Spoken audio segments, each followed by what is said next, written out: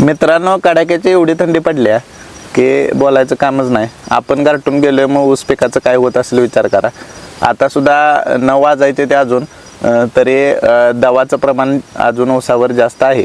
तर अशा पद्धतीने जर तुम्हाला अशा कडाक्याच्या थंडीत जर ऊसाची जाडी आणि लांबी, आता 1 महिना झाले की परत उन्हाळा चालू होणार आहे आणि त्यात सुद्धा आपण कसं नियोजन करायचं आहे हे मी या व्हिडिओमध्ये आज तुम्हाला सांगणार आहे. नमस्कार मित्रांनो, माझ्या शेवर चॅनलमध्ये पुन्हा एकदा आपलं सहर्ष स्वागत आहे. आणि मी आपला लाडका शुभम पवार आपल्यासमोर आज ऊसाची जाडी आणि लांबी कशी वाढवायची या विषयावर व्हिडिओ घेऊन आलेला आहे. तर मित्रांनो, आपल्या चुकीच्या खत व्यवस्थापनामुळे काय प्रॉब्लेम होतो की कधी कधी ऊसाची जाडी होते पण कांडी आखूड पडते किंवा कांडी लांब सुटते आणि जाडीच होत नाही आणि शेवटपर्यंत ऊस हा बारीक राहतो.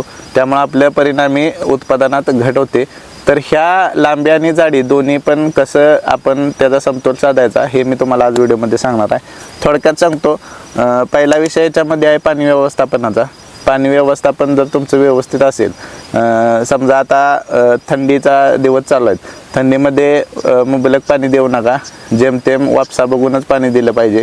आणि पुढं जे 3-4 महिने आपल्या उन्हाळ्याचे लागणार आहे, तर उन्हाळ्यामध्ये पाण्याचा ताण पडून दिला नाही पाहिजे. त्याच्यामुळे काय होईल की जमिनीचं आणि ऊसातलं तापमान चांगलं राहिलं तर तुमची कांडी आखूड सुटणार नाही किंवा बारीक होणार नाही. आता हे झालं पाण्याचं व्यवस्थापन. दुसरी गोष्ट, त्याच्यामध्ये तुम्ही ठिबक करू शकता किंवा स्प्रिंकलर आहेत. आपण आपल्या शेतामध्ये स्प्रिंकलर सुद्धा वापरतो. त्याच्यामुळे काय होतं की उन्हामध्ये जे तुमचं ऊसाच्या आजूबाजूचं म्हणजे ऊसात जे वारा खेळणार असतं ते बाहेरच्यापेक्षा थोडं गार राहतं आणि ऊसावर त्याचा जास्त इफेक्ट होत नाही उष्णतेचा. तर आता हे झालं पाणी व्यवस्थापनाचं.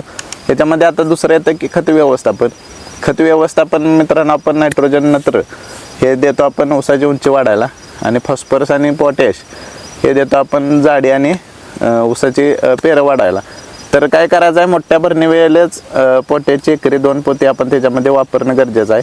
त्याच्यामध्ये अमोनियम सल्फेट सुद्धा आता थंडीमध्ये वापरणं गरजेचं आहे. अमोनियम सल्फेट आणि पोटॅश जर तुम्ही चांगल्या पद्धतीने वापरलं, एकरी 2 ते 3 बॅगा अमोनियम प्लस पोटॅश वापरलं तर तुमच्या ऊसाची जाडी आणि रुंदी अतिशय चांगली आणि पानंसुद्धा कणखर आणि लांब आणि रुंद होतील. हे झालं मित्रांनो खत व्यवस्थापन. याच्यात काय लय म्हणजे अभ्यासाचा विषय नाही. तुम्हाला पोटॅशची मात्रा चांगल्या पद्धतीने ठेवायची आहे. आणि त्याच्यामध्ये जर तुम्हाला काळोखी पाहिजे असेल तर मॅग्नेशियम सल्फेट एकरी 15 ते 20 किलो वापरा, जेणेकरून काय होईल की ऊसाची काळोखी तुमच्या चांगल्या पद्धतीने राहील. हे झालं मित्रांनो जाडी वाढवण्यासाठी. आता हा जर ऊस बघितला तुम्ही, तर आता एका मोठ्यामध्ये आपल्या ऊस बसतो, याची जाडी अजून होणार आहे कारण आपण अजून ह्याला अमोनियम सल्फेट वगैरे टाकलेलं नाही. आता हे पाला सोलून मुद्दाम तुम्हाला ठेवले कारण आता ही पाणी पाजलं की आपण तणनाशक मारून घेणार आहे. हे सुद्धा महत्त्वाचं आहे. तणाचं नियोजन व्यवस्थित करणं गरजेचं आहे. तणनाशक मारलं की आता आपण पाला काढून घेणार आहे आणि पाला काढून मग आपण 1-2-3 पोत्याचा डोस त्याच्यामध्ये अमोनियम सल्फेट आणि पोटॅश ह्याला टाकणार आहे. त्याच्यामध्ये तुम्ही ह्युमिकची बॅग सुद्धा टाकू शकता, जेणेकरून तुमच्या मुळ्या चांगल्या पद्धतीने ॲक्टिव्ह राहतील आणि खोलपर्यंत अजून जातील. तर ह्या गोष्टी तुम्ही लक्षात ठेवल्या पाहिजेत. आता पाला काढल्यामुळे काय होतं त्याच्यावर तुमचा वेगळा व्हिडिओ आहे, तो व्हिडिओ तुम्ही बघा, डिस्क्रिप्शनमध्ये त्याची लिंक देतो.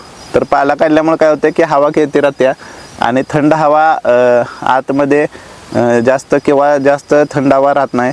दुपारचं उन्हाचं उष्ण वारा आत शिरतं, त्यामुळं जास्त गार असलेले आणि बाहेरच्या तापमानाला ते मॅच होतं. आणि दुसरा विषय आहे की डायरेक्ट ऊन तुमच्या बुडक्यापर्यंत जातं ऊस मोकळा असल्यामुळे. पाला निघाल्यामुळे काय होतं, मोकळीक गावते आणि मोकळी हवा घेते आणि हवेतून जो नायट्रोजन आणि ऑक्सिजन जे काही घटक ऊसाला लागतात ते हवेतून चांगल्या प्रमाणे घेऊ शकते मित्रांनो. तर हा झाला तणनाशक आणि पाचट व्यवस्थापनाचा विषय. आता तिसरा विषय याच्यामध्ये कीड नियंत्रण किंवा कीटकनाशक कोणती फवारावी, काय करावी ह्याच्याविषयीचा. तर मित्रांनो, तांबेऱ्याचा प्रश्न हा गंभीर आहे कारण तांबेऱ्यानं अक्षरशः बऱ्याच लोकांचे प्लॉट खराब झालेले आहेत. आता तुम्ही बघितला तर बऱ्यापैकी तांबेरा आपला कव्हर झालेला आहे. त्याला कारण आपण बुरशीनाशकाची फवारणी घेतलेली आहे, 2 वेळा घेतलेले. आता पाला काढून आपण शेवटची 1 फवारणी घेणार आहे, जेणेकरून पुढच्या 5-6 महिन्यात त्याला बुरशी उन्हाळ्यात जास्त करून येत नाही, पण थंडीचा 1-2 महिना तर त्याच्यावर तरला पाहिजे. अशा पद्धतीने ते आपण नियोजन करणार आहोत. तर मित्रांनो, हे झालं किडीचं नियंत्रण. आणि हे किडीचं नियंत्रण मित्रांनो तुम्ही ज्या वेळेपासून ऊस लावता त्यावेळेपासूनच सुरुवातीपासूनच त्याच्यामध्ये रोगप्रतिकारशक्ती तयार करणं गरजेचं आहे. त्यामुळं सुरुवातीपासूनच नियोजन त्या पद्धतीनं आपल्याला करावं लागतं. पण जर आपला आता वाटत असेल तर बुरशीनाशक फवारून घ्या. 15-15 दिवसाला 2 दिवस असे 2 वेळा बुरशीनाशक फवारून घ्या. हे झालं मित्रांनो किडीचं व्यवस्थापन. तर हे 3 व्यवस्थापन महत्त्वाचे आहेत. हे 3 व्यवस्थापन ज्याला जमली त्याचे ऊसाची जाडी आणि लांबी इथं आता जर तुम्ही बघितलं तर माझा जुलै 7 आहे. August, September, October, November, December, जानेवारी, आता हा कितवा चालू आहे? 6वा महिना चालू आहे मित्रांनो.